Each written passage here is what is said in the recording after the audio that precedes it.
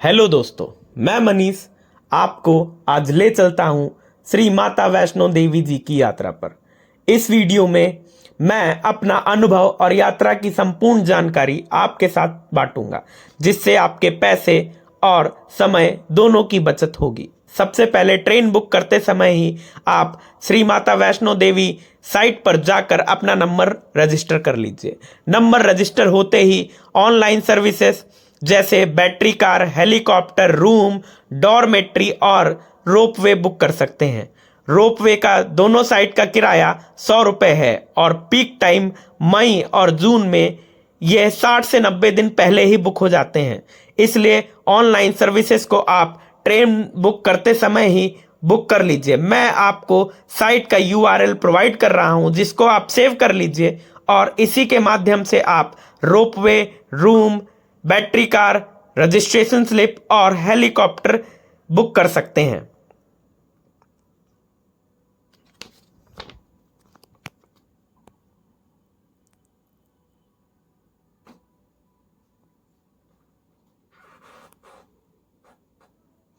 सबसे पहले आप ट्रेन के माध्यम से श्री माता वैष्णो देवी कटरा या फिर जम्मू तवी रेलवे स्टेशन तक पहुंचेंगे।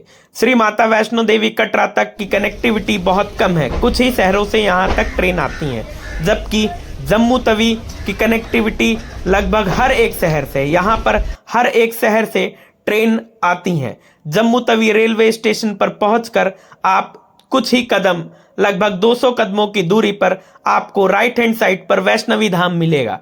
वैष्णवी धाम में भीड़ बहुत कम होती है, इसलिए आप अपना RFID कार्ड, जो कि यात्रा के लिए मैंडेटरी है, उसको बनवा लीजिए। RFID कार्ड कुछ इस प्रकार दिखता है। RFID कार्ड बनवाने की शर्त यह है कि इसको बनवाने के लगभग 6 घंटे के अंदर आपको अपनी यात्रा शुरू करनी होती है। इसलिए अगर आपके पास 3 से 4 दिन का टाइम है तो आप वैष्णवी धाम में ही अपना RFID कार्ड बनवा लीजिए और कटरा पहुंचते ही आप थोड़ा आराम करके यात्रा शुरू कर दीजिए। वैष्णवी धाम से निकलकर आपको सामने ही बस स्टैंड दिख जाएगा। बस स्टैंड में 80, 100, 120, 150, 200 और 250 तक की AC, नॉन AC बसेस मिलेंगी, जो आपको कटरा पहुंचा देंगी। रास्ते में आपको मनोहर दृश्य दिखेंगे, जैसे IIM जम्मू। बहुत सारी टनल्स भी आपको रास्ते में पड़ेंगी।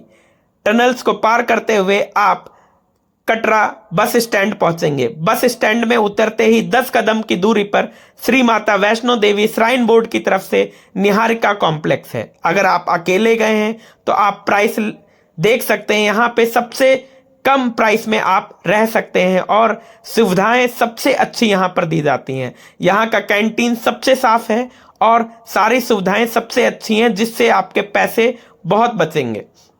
निहारिका कॉम्प्लेक्स से निकलकर आप 10 कदम की दूरी पर आपको फव्वारा चौक मिलेगा। यहाँ से अगर आप नए मार्ग ताराकोट जाना चाहते हैं तो आप ऑटो, जिसके 100 या 80 रुपये लेगा, वो आपको न्यू मार्ग ताराकोट छोड़ देगा।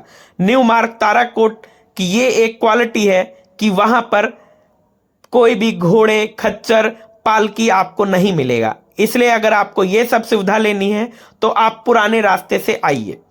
देख सकते हैं आप पालकी, पोनी, घोड़े, खच्चर का प्राइस लिस्ट आप देख सकते हैं।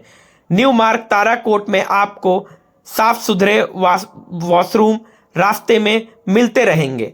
ताराकोट मार्ग में बहुत ज़्यादा सफाई है, साफ साफ लिखा है घोड़े व खच्चर रहित प्रदूषण मुक्त मार्ग, और यह सिर्फ पैदल यात्रियों के लिए है। यहाँ पर आपको रास्ते में फ़ोटो खिंचवाने के लिए अलग अलग बहुत ही अच्छे प्लेस मिलेंगे, जहाँ पर आप रुक कर फ़ोटो खिंचवा सकते हैं, आराम कर सकते हैं, और लंगर की भी यहाँ पर व्यवस्था रहती है। आप खाना भी खा सकते हैं और यहाँ पर आराम भी कर सकते हैं। रास्ते में आपको अलग अलग फ़ोटो खिंचवाने के लिए नवग्रह वाटिका और बहुत सारे स्थान मिलेंगे, जहाँ पर आप रुक सकते हैं, फ़ोटो क्लिक करवा सकते हैं और आराम कर सकते हैं। न्यू मार्ग में बहुत सारी ऐसी प्लेसेस आपको देखने को मिलेंगी और माता रानी का नाम लेते हुए आपको सुनाई देते रहे यात्रा जिसको सुन कंप्लीट कर सकते हैं। यात्रा में आपको कंप्लीट रास्ते में स्पीकर दिखेंगे, जिसमें माता रानी के भजन। भवन पहुंचते हैं तो वहां पर दुर्गा भवन और भी ऐसे प्लेसेस हैं जहां पर आप अपना सामान जमा करके नहाकर रात में ही दर्शन माता रानी के कर सकते हैं। रात में ही दर्शन होने के बाद वहां पर कंबल की सुविधा है, जिसके लिए आपसे 200 रुपये जमा कराया जाएगा और कंबल को यूज करके आप जब वापस करने जाएंगे तो आपका पैसा वापस कर दिया जाएगा। सुबह उठते ही आप वहां का मनोहरक दृश्य देख सकते हैं। सुबह उठते ही 6 बजे से ही लाइन लगना स्टार्ट हो जाती है बाबा भैरवनाथ के लिए, रोपवे के लिए। अतः आप सुबह 6 बजे ही लाइन लगा लीजिए, क्योंकि 7 बजे से रोपवे स्टार्ट हो जाता है और रोपवे में जाकर आप 2 मिनट के अंदर बाबा भैरवनाथ की धाम पर पहुंच जाएंगे। वहां पे बाबा भैरवनाथ के दर्शन करके सांझी छत में फोटो खिंचाकर और थोड़ा आराम कर लीजिए। बाबा भैरवनाथ की भभूत अब अंदर ना मिलकर बगल में एक स्थान है जहां पर 10 कदम की दूरी पर स्थान है जहां पर आपको भभूत मिल जाएगी। बाबा भैरवनाथ की भभूत लेकर आप वापस भवन तक आ जाइए और वापस नीचे जम्मू आ जाइए, कटरा आ जाइए।